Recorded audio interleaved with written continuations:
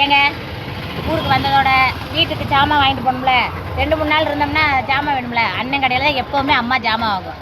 எங்கள் அப்பாவும் சரி எங்கள் அம்மாவும் சரி இங்கே தான் வாங்குவாங்க. எனக்கு கல்யாணம் முடிக்கிறப்ப பார்த்துக்கோங்க, அண்ணன்ட்ட எண்ணெயெல்லாம் வந்து பலகாரம் சொல்லணும்ல.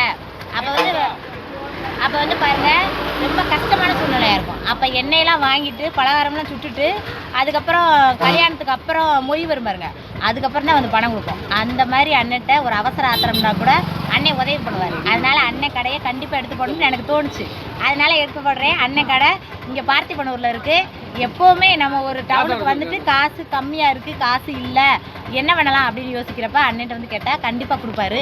எப்போயாவது வந்து நம்ம திரும்பி கொடுத்துக்கலாம். அந்த அளவுக்கு நம்பிக்கையானவர். கடை பேர் வந்து கடை என்ன பேர் வந்து KMS க்ளோத். நல்ல மனுஷன். இவர் தான் கடை ஓனர். பாருங்க, அண்ணனை பிடிச்சுன்னா ஒரு லைக் பண்ணுங்க, அப்படியே பாராட்டி ஒரு கமாண்டும் போடுங்க. நான் ரொம்ப நாள் நினச்சிட்டே இருந்தேன் சொல்லணும்னு, இன்னைக்கு தான் அந்த ஊருக்கு வந்தோடனே தோணுச்சு, சரி சொல்லிடுவோம். அதனால அண்ணனுக்கு ஒரு லைக்கும் ஒரு இது பாராட்டும் பண்ணிருங்க கமெண்ட் பாக்ஸில்.